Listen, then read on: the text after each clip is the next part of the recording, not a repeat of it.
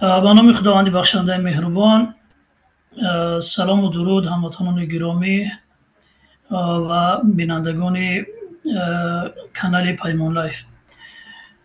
ما هر شنبه در این ساعت برنامه های داریم و در این برنامه از مهمانان دعوت میکنیم و در رابطه با موضوع های مهمی که در نظر هست صحبت میکنیم و چگونه که هموطنان عزیز آگاه هستند، هر ساله در 6 نوامبر روزی سرقانون کشور به خط گرفته می شود و این سال هم الکی این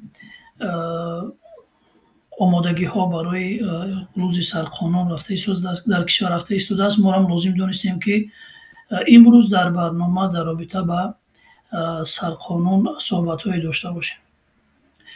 سرقانون جمهوری تاجیکستان 6 نوامبر سال 1994 در یک رایپرسی عمومی خلقی قبول کرده شده است که با آن تا امروز همگی 3 مراتبه طریق رایپرسی عمومی خلقی تغییر و اله وارد کرده شده است. یکی 26 سپتامبر سال 1999، دومی 22 ایون سال 2003 و سومی 22 می سال 2016. خب دیگر ما مقدمه را از اون بیشتر نمیکنیم و مهمانان ما امروز در برنامه هستند رئیس پیمان ملی تاجیکستان محترم محیدین کبیری و معاون رئیس پیمان ملی تاجیکستان محترم علیم شیرزمانوف. مهمانان را به برنامه خوش آمدید میگوییم و قبل از اینکه ما وارد سوال ها شیم از مهمانان خواهش میکنیم که در چند دقیقه، 1 تا 3 دقیقه فکر و نظر خودشان رو در رابطه با سرقانون و روز سرقانون در کشور بیان میدارن. شروع میکنیم از رئیس پیمان ملی تاجیکستان محترم محیدین کبیری. بفرمایید دوستان. درود بر شما و با بینندگان شما در کانال پیمان لایف و اینچنین با دوست و برادر عزیزم علیم. من فکر میکنم که خیلی یک تصمیم خوب گرفتید که دارید با سرقانون اساسی تاجیکستان یا اصطلاحاً با کنستیتوسیا این برنامه برگزار می شود و زیرا کم بودن آگاهی سیاسی و آگاهی حقوقی یکی از مشکلات اساسی جامعه ما هست. جامعه تاجیکستان از این دو مشکلی رنج میکشد و کمبود آگاهی سیاسی، آگاهی حقوقی باعث آن گشته است که مقامات دولتی تاجیکستان از این سوء استفاده میکنند و از آن جمله در مسئله مناسبت با کنستیتوسیا یا قانون اساسی. اصلا خود شما اشاره کرده در اون که این قانون اساسی عمل کننده 3 مراتبه مورد تغییرات الهوا قرار گرفته است.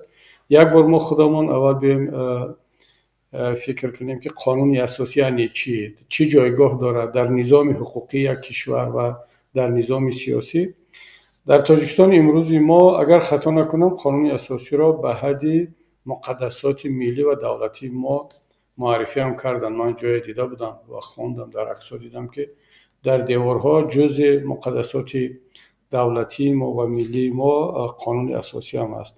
پیش از آن باید به این سوال جواب داد که آیا واقعا کنستیتوسیا یک کشور یا قانون اساسی او جزء مقدسات دولتی و ملی حساب می شود یا نه؟ در این مسئله میتواند نظرها گوناگون باشد، اما نظر شخصی من این است که اصلا همه چیزی که ابدی نیست، همه چیزی که عوض شونده است نمیتواند مقدس باشد.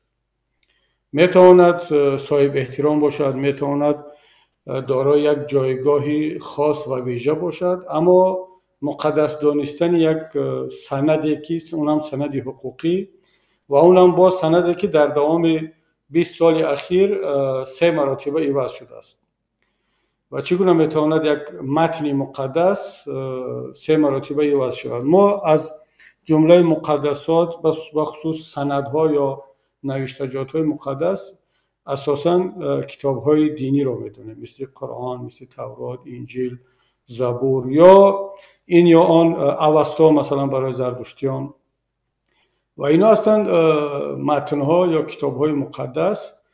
زیرا اعتقاد مردم دینداران این است که از جانب پروردگار نازل شدن این کتابها و آنها قابل تغییر و تحریر و علاوه و کم کردن نیستند. اما کنستیتوسیا، همه گونه کنستیتوسیا در تمام دنیا این سندی است که از طرف مردم قبول می شود و بازم قاعدتاً از طرف خود مردم عوض می شود و اون هم به این آسانی و سبکی نه که در تاجیکستان عوض کرده می شود.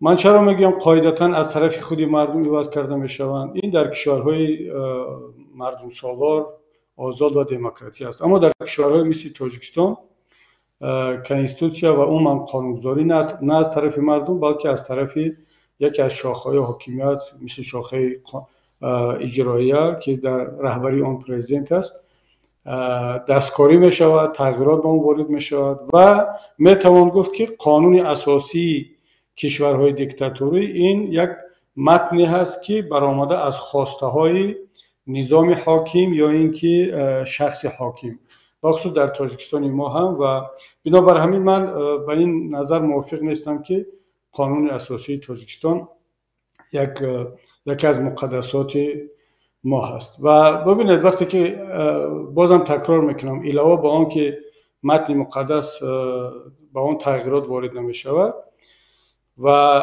اون حداقل رعایت می شود، اون پامال نمی شود، اون نادیده گرفته نمی شود، بخصوص از طرف کسانی که با آن باور دارند، با آن را قبول دارند. مثلا امکان ندارد یک نفر قرآن را قبول داشته باشد، با آن باور داشته باشد و بیا به طور آشکار آن را پامال کند، نادیده بگیرد.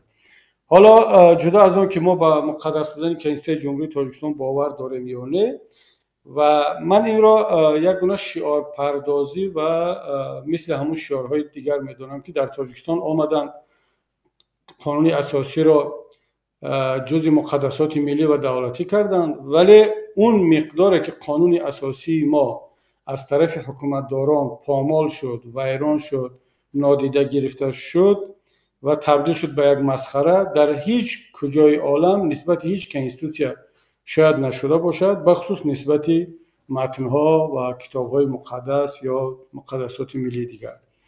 من حالا علاوه به آن که چند تغییرات با آن وارد شد، متاسفانه قانون اساسی تاجیکستان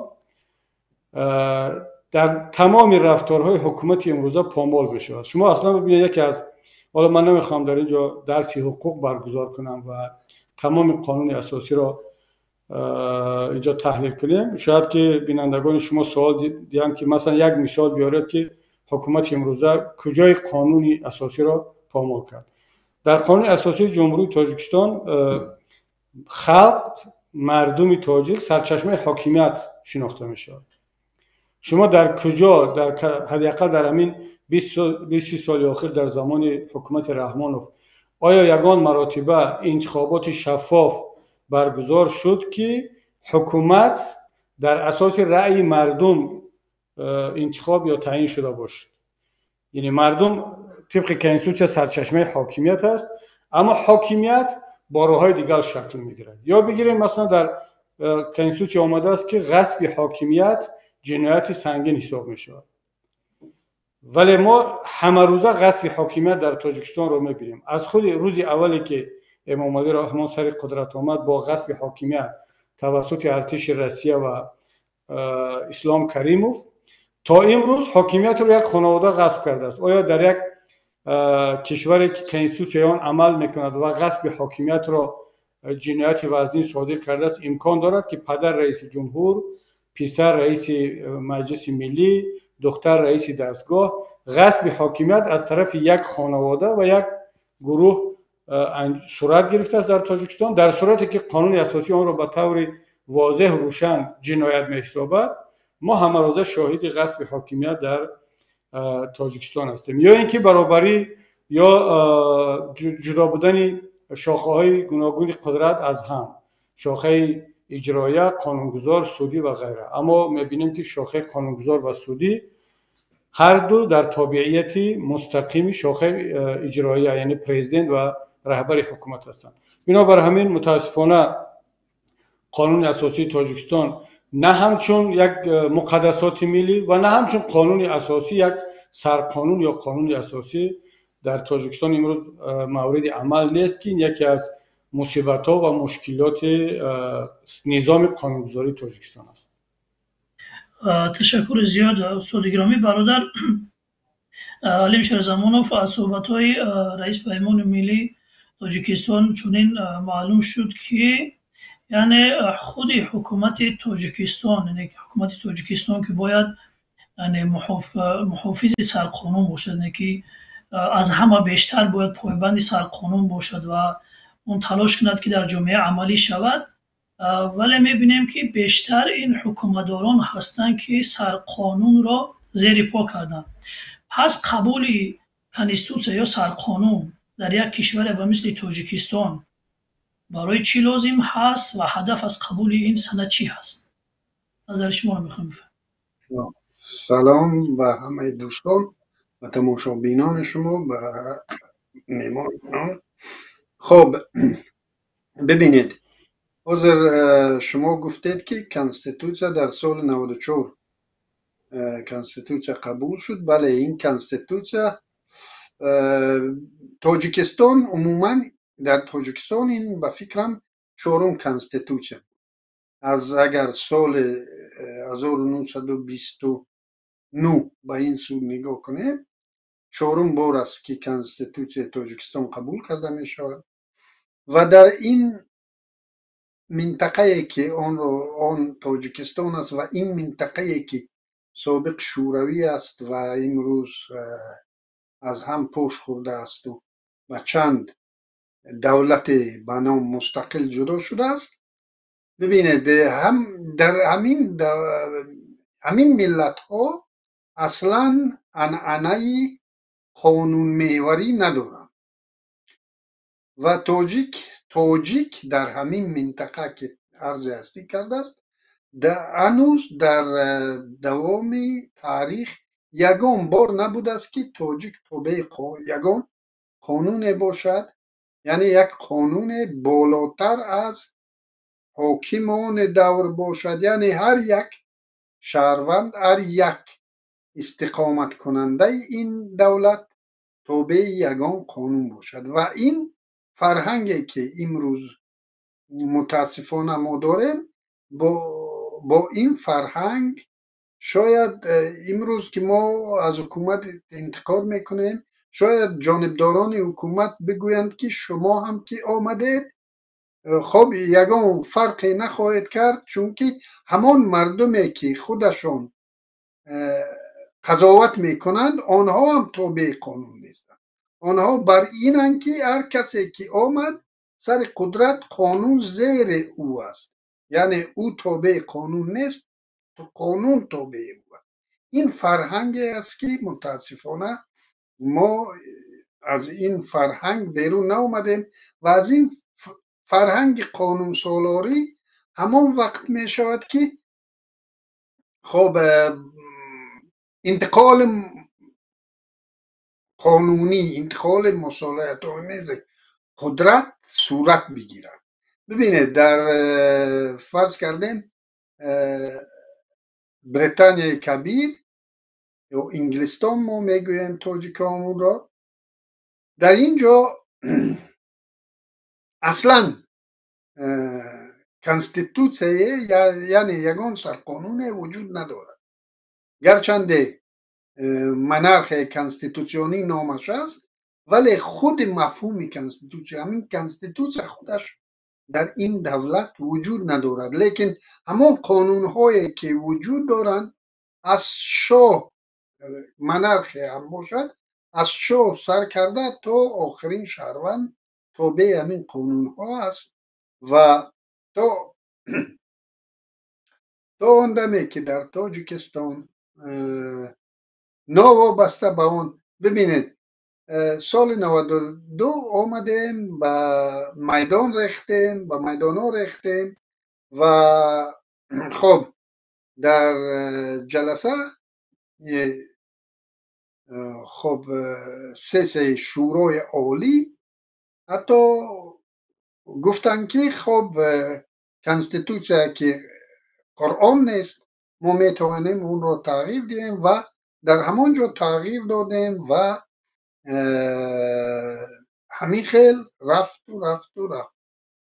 یعنی تا اون دمی که در تاجیکستان حداقل 2 مرتبه در طول تاریخش دو حکومت یعنی 2 رهبر دولت به طور قانونی مصالحت آمیز عوض نشوند از طریق رایدهی، در اینجا مردم تابع قانون و گمان است شود قانون یعنی خود مردم اجازه داده است که آنی که سر قدرت است او بالا از قانون است. چون که ببینید در همه جا میگن که فلانی دیرکتور مکتب خیش تبارش رو در گردش جمع کرده است و در وظیفه مونده است، حتی فراش رو از خانواده خود گرفته است، یا در بیمارستان میگن در هر اداره و حتی حکومت یک قرار در حکومت جمهوری تاجیکستان سال 2000 چند برآمد،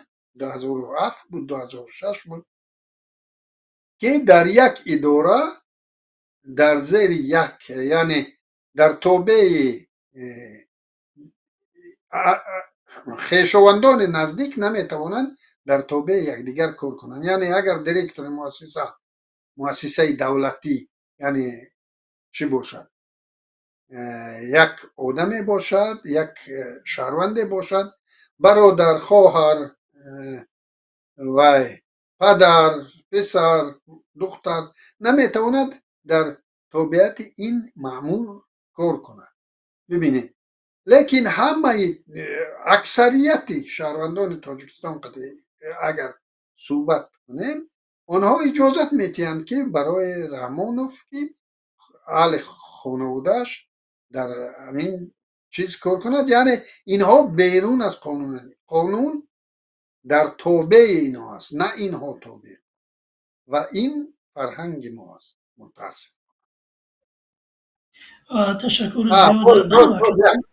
یک گپ دیگه، رئیس گفت که کنستیتوسیا مقدس نیست. بله، کنستیتوسیا در دولت‌هایی که او یک حجت حقوقی است او مقدس نیست. در تاجیکستان مقدس است، چون که هر مقدساتی که انسانیت پیدا کرده یگان بار تابعش نبوده، نه تابع قرآن بوده است، نه تابع تورات بوده است، نه تابع یعنی تابع بزرگانش نبوده است، یعنی گوش نکرده. لیکن همون میتوان گفت که در تاجیکستان اصلا یگان چیز مقدس رعایت نمیشود. برای هر چی را میخواهید بیشتر پامال کنید، اول را مقدس کنید. قرآن مقدس است، حکومت رعایتش نمیکند. کنستیتوسیا را مقدس اعلام کرده است، او را پامال میکند. یا دیگر مثلا منفعت های ملی. ببینید در یک پارچگی مرز و بوم تاجیکستان هم در قانون اساسی ثبت شده است که مرز و بوم تاجیکستان تقسیم نشونده است. سرزمین تاجیکستان تقسیم نشونده است. هیچ کس حق ندارد اون را 1 سانتی مترش رو به کسی دیگر بدهد و کفیل مرز و بوم تاجیکستان در کنستیتوسیا پرزیدنت تاجیکستان معین شده است. اما باز هم مثل دیگر مقدسات زمین تاجیکستان باز با امضای رحمانوف، با امضای پرزیدنت داده شد و هیچگاه نگاه نکرد، اصلا نخواند که در کنستیتوسیا در این باره چی نوشته شده است. اگر مثلا چین هرچند که فشار هم آورد یا قرقیزستان، رحمانوف میتوانست بگوید که میبخشید من قانون اساسی کشورم را پامال کردن نمیخواهم. در قانون اساسی کشوری من نوشته شده است که سرزمین تاجیکستان تقسیم نشونده است و هیچ کس داده نمیشه. ولی اما اشاره خودت هم درست است که یعنی برای اون که هر چیز را بیشتر پامال کنی اول باید که مقدس اعلام کنی در تاجیکستان. تشکر اکالیم از صحبت های اکالیم. یک سوال خیلی مهم برای من پیدا شد و جوابش هم فکر کنم نهایت مهم است. اکالیم گفتن تا زمانی که انتقال قدرت در تاجیکستان به طریق مصالحت آمیز صورت نگیرد، در اونجا دیگر بگیم سرقانون جایگاه ندارد یا قانون جایگاه ندارد، یا قانون محور بوده نمیتواند. و حالا همگی ما میدونیم که امام علی رحمانوف هیچگاه به این چیز راضی نیست و از روز اولی که سر قدرت آمده است، حتی پیش از اون که به سر قدرت بیاید، برنامهش این بود که مخالفین را باید از بین بردارد. او مخالف دینی باشد یا مخالف دنیوی است، هر مخالفی که هست باید رو از بین بردارد و حالا هم دارد همین سیاست را دنبال میکند در نسبت مخالفینش، حتی مخالفینی که بیرون از کشور هستند و هیچ دسترسی به داخل کشور ندارد، برنامه نابود کردن آنها را در دست دارد. پس چگونه می شود که انتقال قدرت در کشور از روی مصالحت آمیز صورت بگیرد؟ و حالا اکثر مردم به این نظر هستند که یا انقلاب، از طریق انقلاب باید این رژیم از بین برود، یا نمیدونم با دیگر شکل‌هایی که میسر می شود. پس با این اگر نگاه کنیم دیگر چی می شود؟ خب نتیجه کار اگر به طریق انقلاب از بین برود رحمانوف، یا اینکه به دیگر شکل از بین برود، باز هم نباید امید کرد که در کشور قانون محوری با وجود بیاید. نظر شما چی است استاد در این مورد؟ من موافقم با علیم که تو اگر در یک کشور حداقل 2 مرتبه حاکمیت از طریق انتخابات و برای مصالحت آمیز عوض نشود، نمیتوان گفت که نظام سیاسی این کشور نظام دموکراتی هست و حاکمیت عوض شونده هست. 1 مرتبه عوض شدن حاکمیت از طریق انتخابات با راه مصالحت آمیز هنوز کافی نیست. مثلا در مصر بعد یک تاریخ طولانی چند هزار ساله که فرعون ها بعد دیکتاتورها در سر قدرت بودن بدون کدام انتخابات، بار اول در یک انتخابات دموکراتی آزاد و رقابتی محمد مرسی پرزیدنت انتخاب شد، اما همگی 1 مرتبه بعد اون تبادلات شد و سیسی به سر قدرت آمد. حالا دیگر باز همون انتخابات های مثل دوران صدام حسین و رحمانوف و زمان شوروی ما که با اکثریت آرا 1 نفر چند مرتبه انتخاب می شود. اگر در مصر یا در دیگر کشورها حداقل 2-3 مرتبه رهبریت از طریق انتخابات عوض می شد، شاید در اون صورت ما میتونستیم گفته که نه تنها رعایت و احترام کنستیتوسیون بلکه پایه های دولت معاصر دموکراتی یا مردم سالار میتوان گفت که در اون جامعه استوار شده است. اما ببینید ما یک نکته خیلی مهم است از نگاه من که درباره کنستیتوسیون هنوز هم در جامعه تاجیکستان ما شناخت یگانه از کنستیتوسیون نداریم. همه میدونیم که یک سند حقوقی است. حالا اون بحث مقدس بودن نبودنش بحثی مهم نیست، چون که معلوم است که یک سند حقوقی نمیتواند مقدس باشد، چه رحمان بخواهد چه نه، و اگر مقدس می بود اون پامال نمیکرد، عوضش نمیکرد. اما همچون سند حقوقی آیا معیارهای کنستیتوسیون خاراکتر ایمپراتیوی دارد، یعنی مستقیما عمل میکنند، یا معیارهای کنستیتوسیون از طریق قانونهای دیگر و سندهای حقوقی دیگر عمل میکنند؟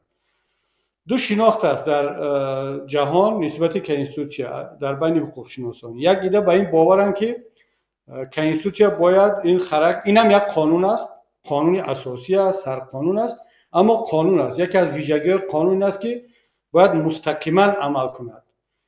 حالا و در همین جا یک گروه دیگر به این نظرند که نه، کنستیتوسیون قانون است، قانون اساسی است، اما معیارهای اون مستقیما عمل نمی‌کند خودش، بلکه توسط قانون‌های کنستیتوسیونی، قانون‌های عادی، سندهای حقوقی و دیگر زیرقانون‌ها عمل می‌کند. من شخصا بر این نظرم که قانون اساسی هم یک قانون است، باید مستقیما عمل کند، معیارهای قانون اساسی باید مستقیما عمل کند و مقامی بالاتر از دیگر قانون‌ها داشته باشد. چرا چنین است؟ اگر که ما قانون اساسی را که قانون است، سرقانون است، ما اینا کنار بگذاریم و بگیم که نه این خاراکتر دکلراتیوی دارد، نه ایمپراتیوی. دکلراتیوی یعنی مثل یک بیانیه هست، مثل یک مرامنامه هست، یک معیارهای آرمانی را در خودش جا کرده است که ما شرط نیست که همین حال اونها را تطبیق کنیم، بلکه تلاش کنیم که با آن برسیم. مثلا یک نفر میاد دکلراسیون قبول میکند که ما در دوام 10 سال به یک جامعه آزاد و پیشرفته میرسیم و میگه که شرط نیست که من همین در سال اول برسم. من یک برنامه میریزم، 10 سال 15 سال کار میکنم تا اینکه به این هدفی که معین کردم در مرامنامه یا در دکلراسیون به اون برسم. اما یک گروه دیگه میگن نه، من شخصا طرفدار این فکر هستم که وقتی کنستیتوسیون قبول شد همچون قانون اساسی، از روزی که موافق قانون اون عمل میکنه باید که مورد استفاده و مورد عمل معیارهاش قرار بگیرد. و حکومت تاجیکستان، مقامات امروزه تاجیکستان تلاش کرده ایستادن که کنستیتوسیون را همچون یک سند مقدس، همچون یک مرامنامه، آرزونامه از حیات واقعی جامعه جدا کنند و آن را در خیلی که بسیاری‌ها قرآن را در تاقچه میمونند و فقط در روز مرده و در روز کسلی و بیماری همچون برای چلیاسین به یادشان میرسد. قانون اساسی هم در نزد حکومتداران تاجیکستان فقط برای تلویزیون برای یک سال یک مرتبه جشن گرفتن، در یک مراسم ها استفاده کردن و سوء استفاده از قانون اساسی. وقتی که را شما همچون مرامنامه میگید دیگه شما دری سوء استفاده را از آن باز کرده، زیرا هیچ کس دیگر دعوا کرده نمیتواند که شما قانون اساسی را پامال کرده. بنابر همین من نظرم این است که قانون اساسی هم یک قانون است، باید مستقیما عمل شود. بله دیگر سندهای حقوقی تکمیل کننده قانون اساسی هستند و یکی از ویژگی‌های نظام حقوقی این است که هیچ قانون نمیتواند مخالفت با معیارهای قانون اساسی داشته باشد. یعنی وقتی یک قانون قبول کرده می شود اون نباید با معیارهای مستقیم قانون اساسی مخالفت کند. من بارها وقتی که وکیل بودم در پارلمان این بحثا را میکردیم و آشکار وقتی میگفتیم که این قانونی که قبول کرده ایستادید با فلان ماده کنستیتوسیون مخالفت دارد، بعد رقیبان ما از دیگر احزاب دیگران میگفتن که نه، خب در اون کنستیتوسیون این یک مرامنامه است، این شرط نیست که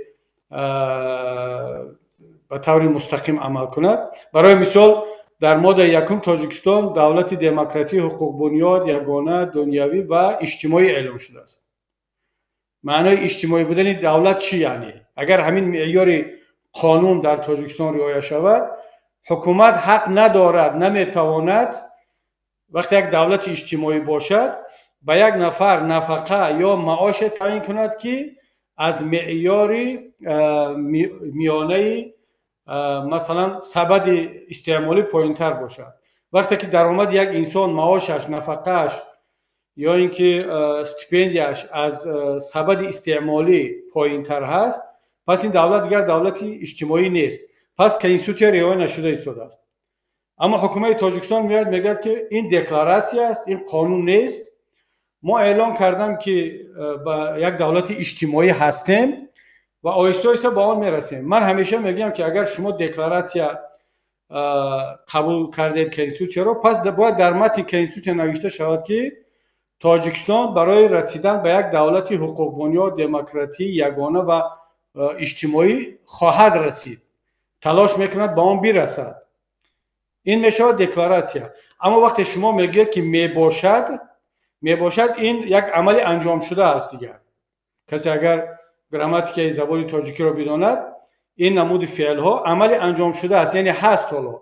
پس تاجیکستان علاقه دولت اجتماعی هست و آن باید باشد. بنابراین همین نظر من در عموم نسبت این نکته اطراف کنستیتوسیون همین است. خب تشکر. بار دیگر از صحبت هر دو شما، هم رئیس فرمان ملی تاجیکستان و هم اکای علیم، معلوم می شود که یعنی مشکلی در خود سرقانون نه، بلکه مشکلی در این که سرقانون جایگاه خود را ندارد در جامعه ما و اون طوری که باید عملی شود نمی شود. مشکل رژیم امروزه رحمان هست، یعنی مشکل در حکومت امروزه است که بالاتر از سرقانون هست و خصوص رحمان و خانوادهش. پس چیکار باید کرد که سرقانون دوباره جایگاه خود را در کشور پیدا کند و نه همچون یک مرامنامه یا یک چیز مقدس، بلکه یک قانونی باشد که مثلا از حکومتی، از رئیس جمهور گرفته تا همه مردم مطیع سرقانون باشن. یعنی مشکل در اینجا خود حکومت هست. ما با این حکومت چیکار کنیم؟ یعنی سوال این هست. کریم اول شما. در اینجا من که همین مسئله رو اول همین خیلی بررسی کردم، به اون معنی است که این مشکل اول ما است. مشکل اول ما است که نوابسته از اون که این کنستیتوسیا یا دیگر قانون ها چه رقم قانون ها هست، مشکل ما از قانون محور نبودن خود مردم ما است. این یکم مشکل است. یعنی یکم مسئله که ما چالش که ما داریم این قانون محور نبودن فرهنگ مردمی ما است. و دوم اگر بیایم ما اکنون اگر سطحی همین سرقانون تاجیکستان رو سطحی بخوانی، بسیار وقت در ما میگویند که مثال ما بهترین کنستیتوسیا داریم، در اگر اون اجرا شود، یعنی پونکت به پونکت اگر او را بخوانی نازکی ها رو سرقانون یکی از ویژگی های کنستیتوسیا یعنی قانون اساسی همون است که در اینجا بسیار نازک بین یعنی چه بگیم خطری ویران کردن قانون از طرف آنهایی که خود قانون را ایجاد میکنند، یعنی یا ایجاد و نظارت میکنند. همین نازکی در کنستیتوسیا اونجا یک دو نقطه و ویرگول کافی است که کنستیتوسیا کلا بر ضرر ملت، بر ضرر شهروندان، خطر بر ضرر شهروندان، بر ضرر ملت ختم شدنش یعنی انجام یافتنش بالا می رود. ببینید در کنستیتوسیا تاجیکستان یک چند بند است که یکی از اونها را میارم. مثال ما داریم حاکمیت سودی. در حاکمیت سودی سودی از همه بالا سود کنستیتوسیونی است و همین سود کنستیتوسیونی در تاجیکستان اصلا یگان چی ندارد. یگان از روی کنستیتوسیا سود کنستیتوسیونی یگان حکومت نداره. یگان حکم ندارد. یعنی حکومتی سودی نیست. یعنی سود کنستیتوسیونی را اگر گیریم، ببینید اگر فرض کردیم در تاجیکستان قانون برآمد که مخالف سرقانون است، ما باید چیکار کنیم؟ قانون را مجلس نمایندگان یعنی چی میکند؟ ایجاد میکند، قبول میکند. اساسا مجلس نمایندگان و هر قانون شکنی که هر پایمال کنی حقوق شهروندان از طریق قانون، حکومت هم توسط حکومت اجرایی هم توسط مجلس نمایندگان اون رو انجام میدهد. یعنی تشبث قانون میکند و اون قانون رو پارلمان قبول میکند.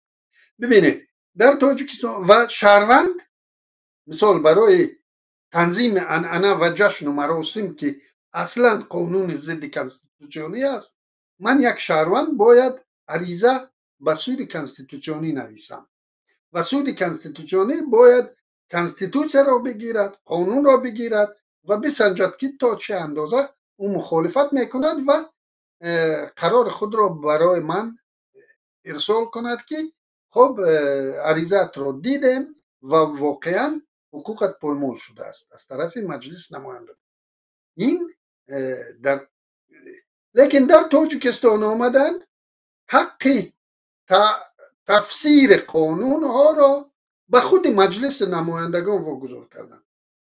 یعنی من به سود کنستیتوسیونی عریضه میتیم، سود کنستیتوسیونی عریضه مرا میگیرد، نمیبیند، همون عریضه مرا میگیرد و روان میکند به مجلس نمایندگان، میگه که همین قانون برآوردگیتون رو تفسیر کنید.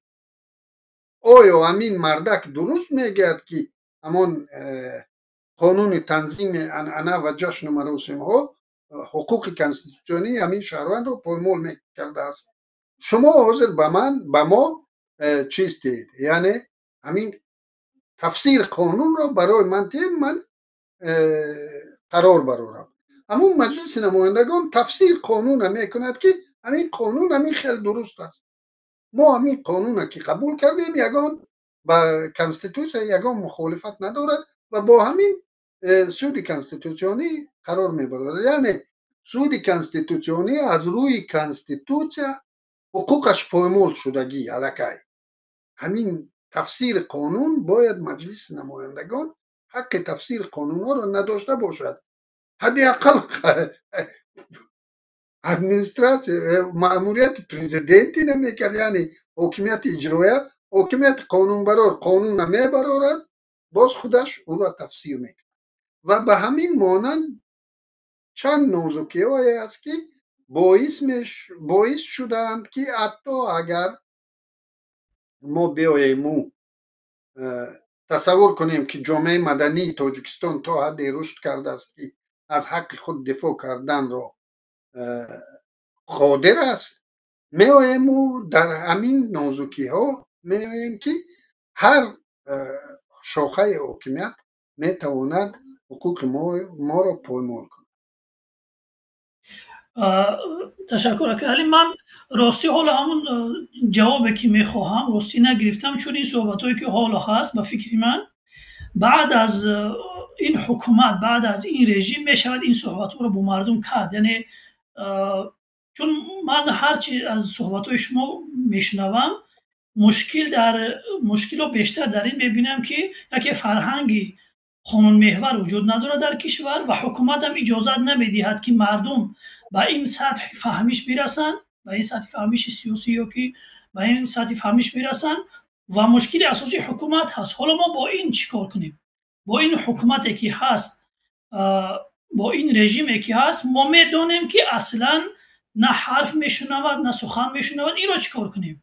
یعنی اگر میخوایم که واقعا در کشور قانون محوری باشد، سطح فرهنگی خب مردم بالا بره، فرهنگ مردم سیاسی حقوقی بالا برود، نیازی یگانه چیز نیست که این حکومت باید نباشد، با این شکل نباشد این حکومت.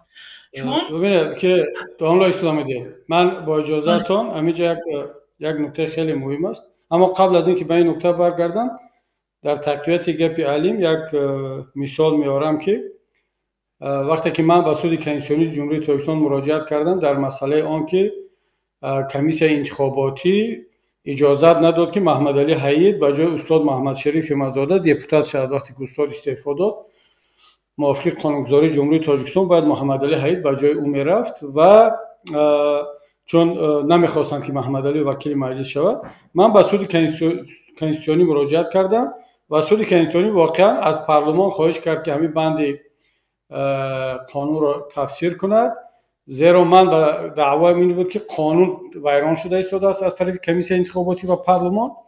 اما همونطوری که علیم گفت تفسیری مجلس نمایندگان از قانون عمل کننده نه به نفع شهروند نه به نفع عریضه ما، بلکه بازم به نفع حکومت و همون تفسیری که مقامات اجراییه از اون جمله کمیسیون انتخابات از اون کرده بود.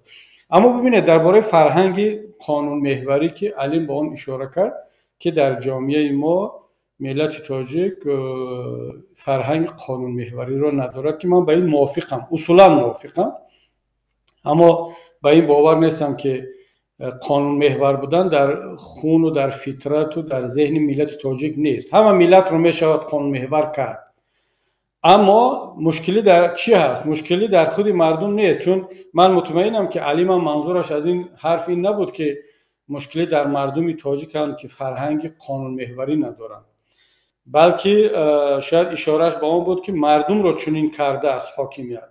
من به این اعتقادم که با زبان روسی اگر بگیم همون زکنده المود میگن، کسی که فرهنگ قانون محوری را معین میکند، در عموم فرهنگ را سمت میدهد یا اون رو رشد میدهد، هر فرهنگی باشد، اون فرهنگ قانون محوری است، فرهنگ سیاسی است، فرهنگ جامعه داری است، تمام فرهنگ ها رو در جامعه بیشتر از مقامات، از حاکمیت و از الیت یا از نخبگان جامعه وابسته است، چون همیشه مردم عادی خود را به نخبگان، به مقامات، به حاکمیت مطابق میکنند.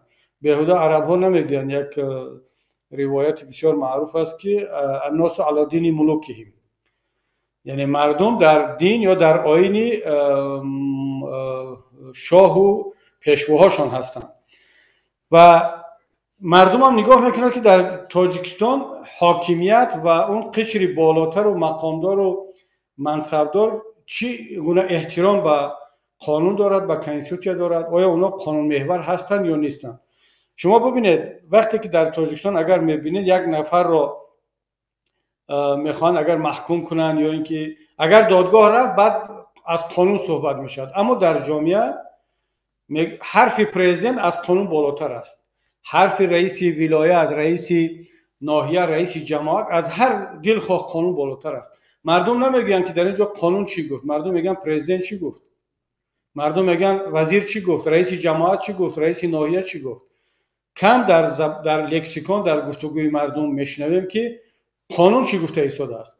همه منتظرن که از زبان پرزیدنت چی صدا میدهد. برای همین بیهوده نیست که منصبداران در سطح محل ها حتی با یک دعوا، با خشونت به مردم با مینت میگن که قانون هم در اینجا ما هستم، همه چیز من هستم. و راست هم میگه، چون اون دروغ نمیگه. و همین جمله رو از پرزیدنت که در سطح بالاتر شنیدم. من یادم هست که در یکی از پیام‌هاش وقتی که پرزیدنت از متن بیرون رفت، گاگو که از متن بیرون رفت، بعد همین گونه حرفای واقعی دلش رو میگوید.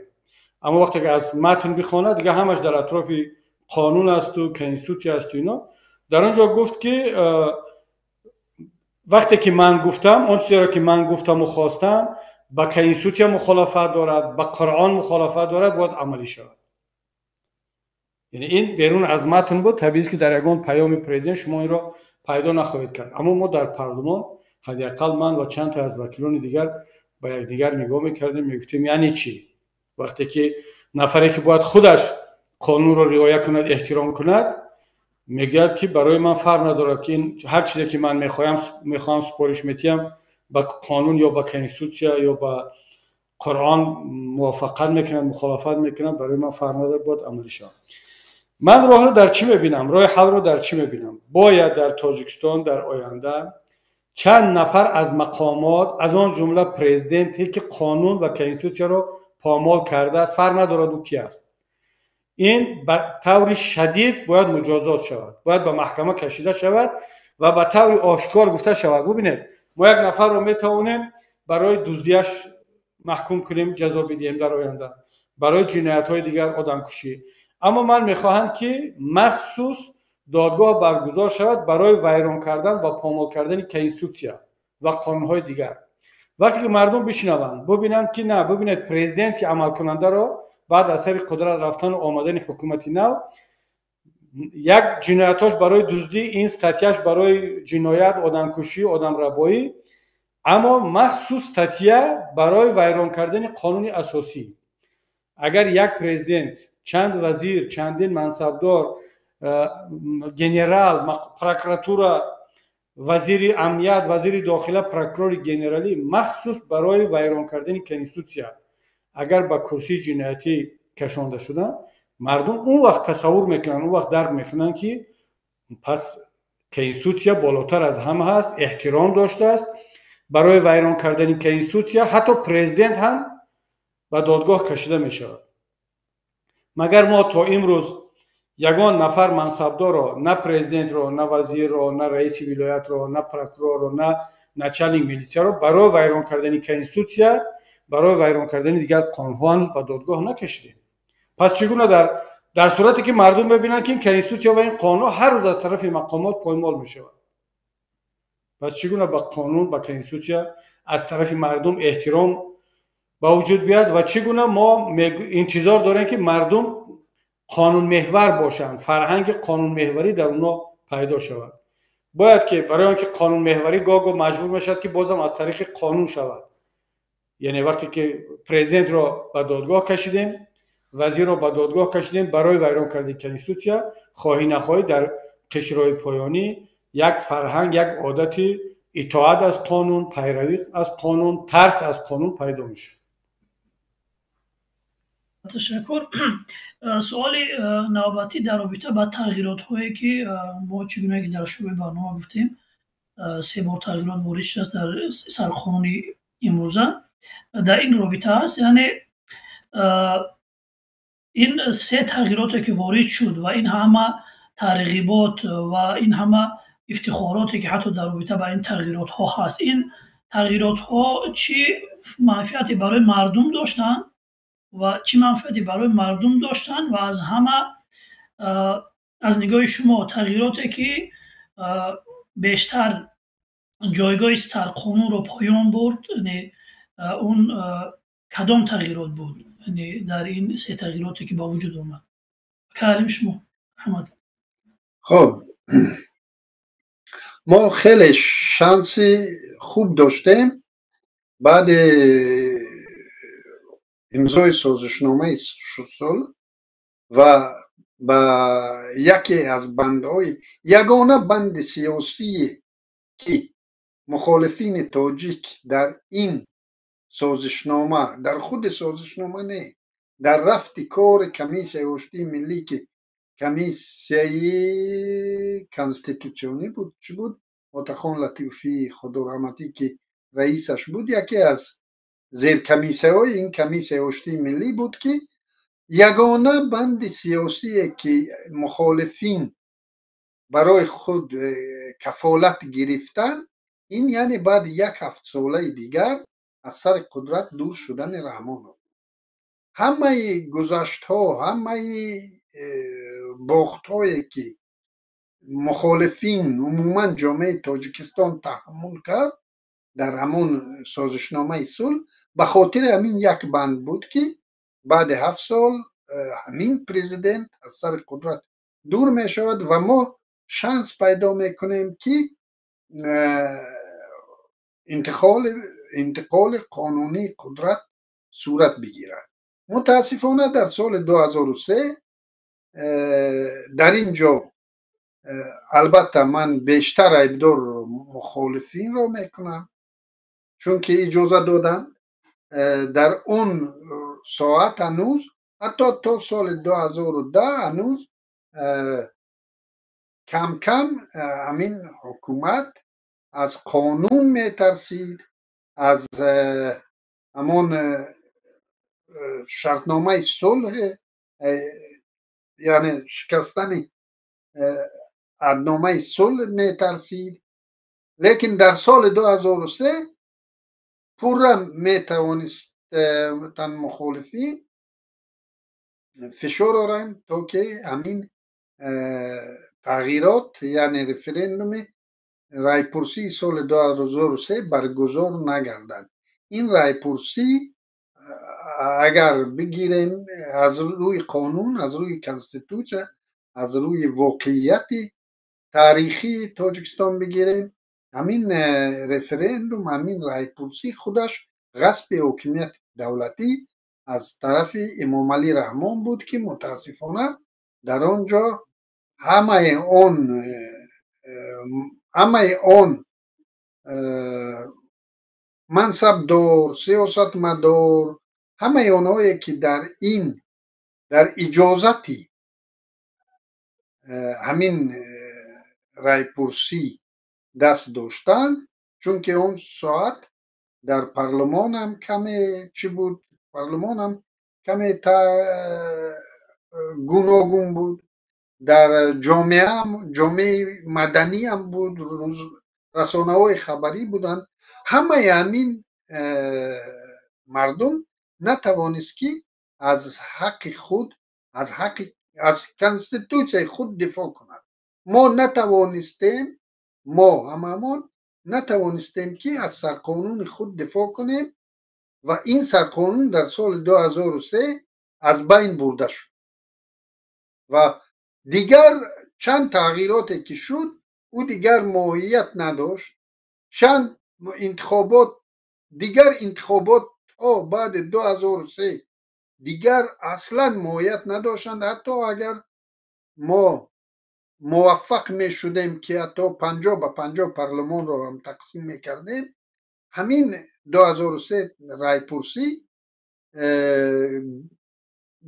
گوری قانون گوری کانستیتوسیا رو در تاجیکستان کنده بود و امروز در تاجیکستان اصلا کانستیتوسیا وجود ندارد. تشکر زیاد اکالی. بسیار یک نکته مهم اشاره کردید در رابطه با وارد کردن تغییرات الهه در سال 2003 و خب یک نوع عقب نشینی از جانب مخالفین در اینجا دیده می شود. خب نظر شما استاد چی است در این باره در رابطه با صحبت اکالی؟ ببینید سال 99 وقتی که به قانون اساسی از طریق رفراندوم تغییرات وارد شد، در سازشنامه عمومی صلح در پروتکل سیاسی یک بند هست که در اونجا نوشته شده بود در وقت گفت و شنودهای صلح که فعالیت حزب سیاسی خاراکتر دینی در کنستیتوسیون جمهوری تاجیکستان باید ثبت شود. یعنی جزئی از طلبات‌های سازشنامه بود. دیگر طلبات سازشنامه این بود که هر دو طرف، هم رحمان و هم اپوزیسیا، موافقه کرده بودند که رحمان یک دفعه دیگر که اون تا اون زمان 4 ساله بود مهلت پرزیدنتی، یک دوره دیگر پرزیدنت میموند، بعد از اون دیگر حقی پرزیدنت شدن ندارد. این دو نقطه در سازشنامه صلح ثبت شده بود. سال 99 وقتی که رفراندوم از طرف طبق سازشنامه صلح از طرف هم کمیسیه آماده شد، اون لایحه رفراندوم موضوعی که برای رفراندوم برداشته میشد و با فکرم با تشبث پرزیدنت با رفراندوم گذاشته شد. من یادم است که عبدالمجید داستیوف که معاون رئیس کمیسیه آشتی ملی بود، در یک از جلسه‌های کمیسیه که من هم اون وقت عضو کمیسیه علاقه شده بودم، زیرگروه سیاسی، گفت که پیشنهاد کرد نه تنها به اعضای کمیسیه، به همه به طرف اپوزیسیا هم که آیا نمی شود که ما همین رفراندوم رو نگذرانیم، کنستیتوسیون همین سال 94 باقی ماند، کنستیتوسیون بد نیست. واقعا هم منم میتونم بگم که کنستیتوسیون بد نبود و هنوز هم کنستیتوسیون تاجیکستان اگر همین ماده‌های اضافه شده رو استثنا کنیم کنستیتوسیون بد نیست. بعد این رحمان واقعا بسیار رسوایش کرد، گفت که همین رفراندوم نگذرد و موجودیت حزب سیاسی خاراکتر دینی داشته را یا در قانون احزاب سیاسی یا در قانون‌های دیگر جا کنیم که همون قانون تعمید میکند. برای چه؟ اون نظرش این بود که شما وقتی که در تغییرات و علاوه با کنستیتوسیون رو باز میکنید به خاطر وارد کردن حزب خاراکتر دینی، دیگر در باز است، دیگر مسائل هم در اینجا وارد میشوند، دیگران دخالت میکنند، باز چند مسئله دیگر وارد میشه و همین کنستیتوسیون ماهیتش از بین میرود، خیلی ضعیف میشه. ما طرف اپوزیسیا به این نظر بودیم که اگر تا وقتی که موجودیت حزب سیاسی خاراکتر دینی داشته در قانون اساسی ثبت نشود، قانون از او را میتوانند در پارلمان عوض کنند با آسانی و این گارانتی ندارد. اصلا ما این یک خامی سیاسی بوده است، یک بگیم همون اپتیمیسم از حد زیاد بوده است که فکر کردیم اگر در قانون اساسی در کنستیتوسیون ثبت شود دیگر این برای ما یک گارانتی بسیار قوی میشد. بعد معلوم شد که اصلا قانون اساسی هم به هیچ کس گارانتی نداده است در تاجیکستان که به حزب نهضت بدهد. رحمان باز نه تنها در سال 2015 در همون رفراندوم سال 2003 الکی پیشنهاد کرد که همین بند قانون برداشته شود، بند کنستیتوسیون برداشته شود. یعنی امام رحمان این را به خاطر آن پیشنهاد کرد که سودا کند با اپوزیسیا، یعنی هم از قانون اساسی برداشتن موجودیت حزب سیاسی خاراکتر دینی داشته را وارد کرد و هم یک 7 ساله دیگر برای خودش گرفتنی شد. اپوزیسیا مخالفت میکرد به هر دوش، ولی امام رحمان گفت که نه، من هر دو رو در رفراندوم میگذارونم و معلوم بود که دیگر با اون استفاده مکانیزم ادمنستراتیوی، امکانات ادمنستراتیوی و مأموری اون رو نتیجه دلخواه را به دست خواهد آورد، تقلب، فشار و غیره. من حالا این رو به هر دلیل، به هر نامی که نام بریم که این گذشت اپوزیسیا بود یا اینکه خامی اپوزیسیا، دیگر ماهیت از اون تغییر نمیکنه. رهبریت اپوزیسیا به خاطر آن که موجودیت حزب دینی در کنستیتوسیا باقی بماند، باز با یک 7 ساله دیگر برای امام علی رحمان راضی شدیم، اگرچه اون 7 ساله بعدی کاملا خلاف سازشنامه صلح بود. و منم موافقم که دیگر همونجا امام علی رحمان باز موجودیت حزب سیاسی را برای چند سال دیگر تمدید کرد، یعنی ما خودمون به دست خودمون تمدید کردیم. در نهایت حتی کنستیتوسیا هم دیگر ما را حمایت کردن نتوانست و ولی برای خودش باز یک 7 ساله دیگر گرفت که بعد در این رفراندوم های بعدی معذرت میخوام 2 تا 7 ساله دیگر گرفت که بعد در رفراندوم 2016 دیگر اون را کاملا ابدی کرد.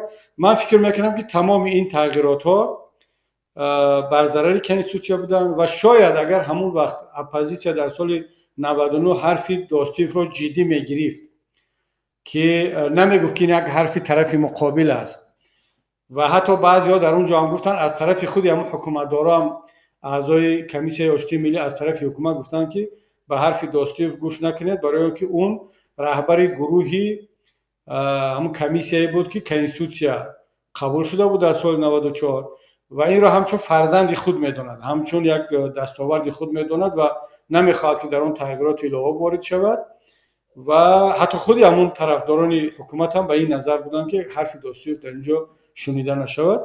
ولی بعدا دیدیم که حالا میبینیم که اگرچه داستیف طرف مقابل بود ولی آدم باید واقعیت رو بگه از روی انصاف که حالا میبینیم که حرفی درست بوده است. باید که اپوزیسیا در قانون عمل کننده این تغییرات رو وارد میکرد که کنستیتوسیا همون خیلی میموند. اما این هم باید بدانیم که حتی در همین صورت هم رحمان باز کار خود رو میکرد. یعنی وقتی که شما تمام فشنگ های قدرت رو در دست یک نفر میدهید، دیگر تغییر دادن کنستیتوسیا برایش اصلا هیچ دشواری نداره.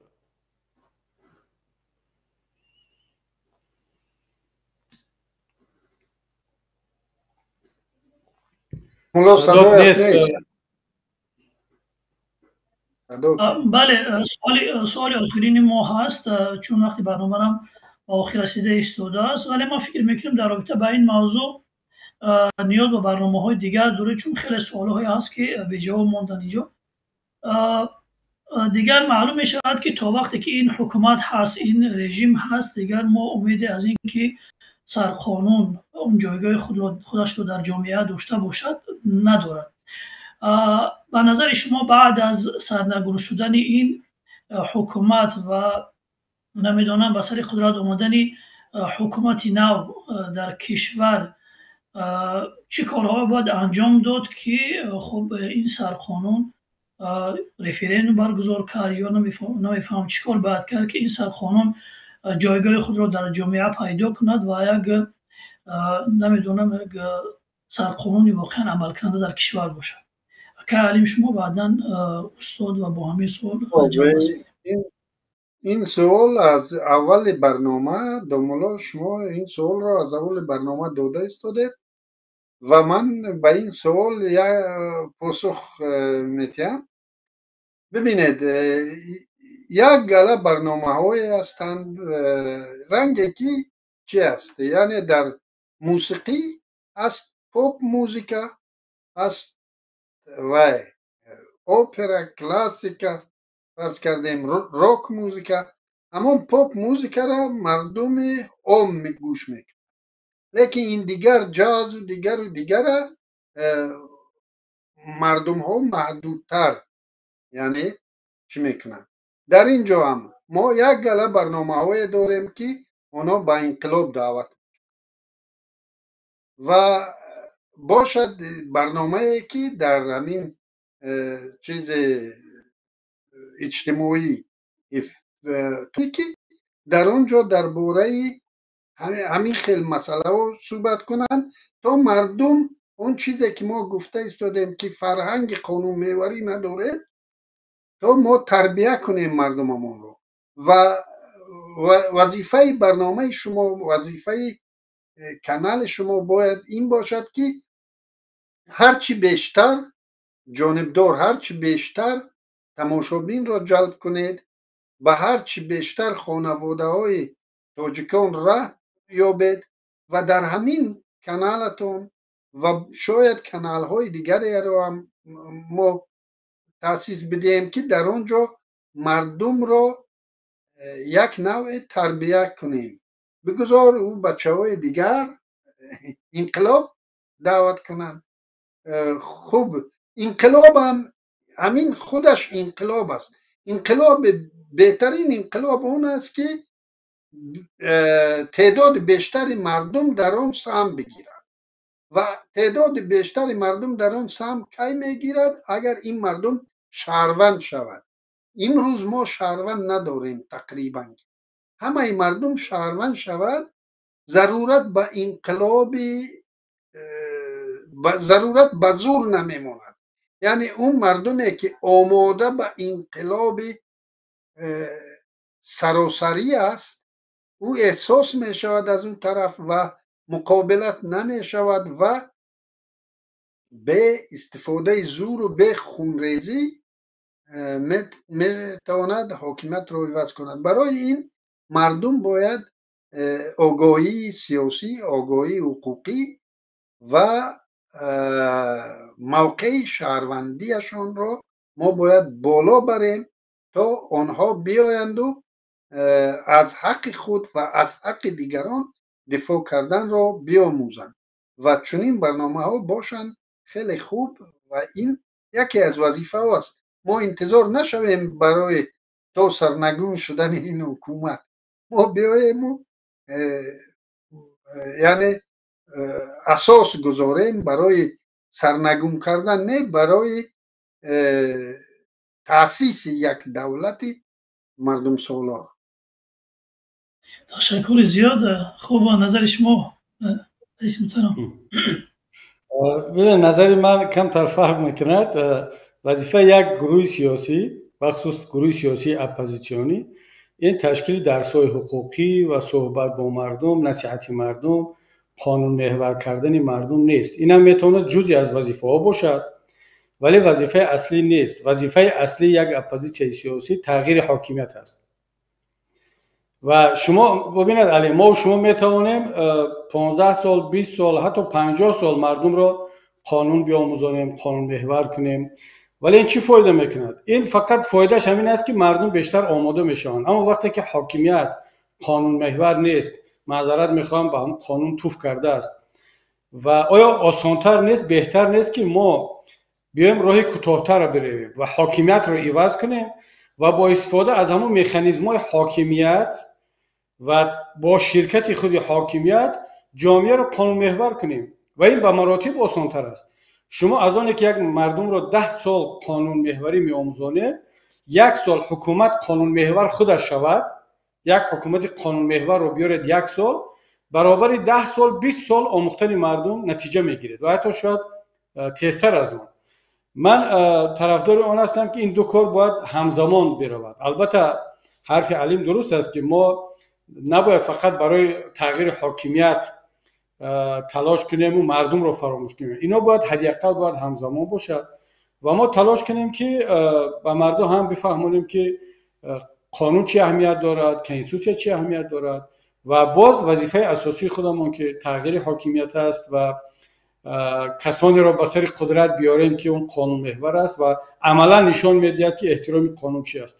بنابر همین نباید به این درجه از حد زیاد مسئولیت خودمون رو فراموش کنیم و تا وقتی که این حاکمیت هست ما و شما باید مطمئن باشیم که هیچ گونه احترام به قانون و کنستیتوسیون نخواهد بود.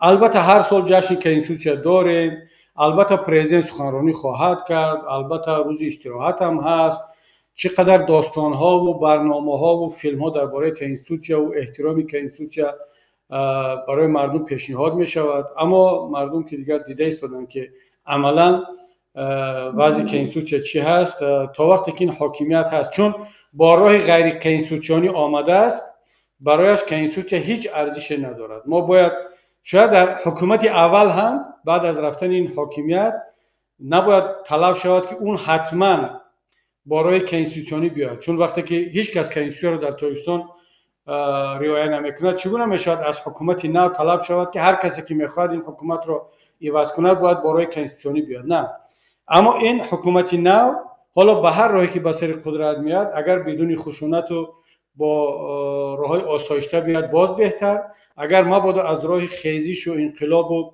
اعتراض عمومی هم شد اشکال نداره.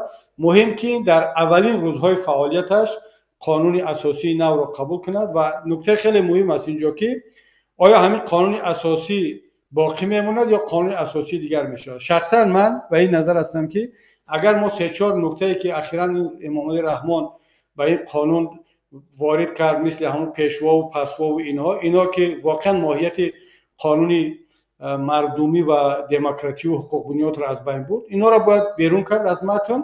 میتوانیم به همون متن سال 94 برگردیم یا در یک توافق با تشکیل یک گروه کاری برای آماده کردن لایحه کنستیتوسیون نو در یک مدت کوتاه چند ماهه قانون اساسی نو قبول شود که بعداً حاکمیت جدید 100% تابعیت این کنستیتوسیون و قانون‌های عمل کننده باشد.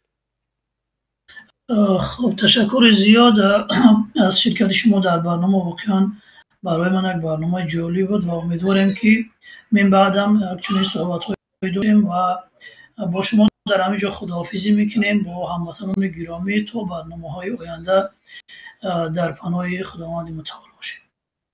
خدا نگهبان. خدا نگهبان.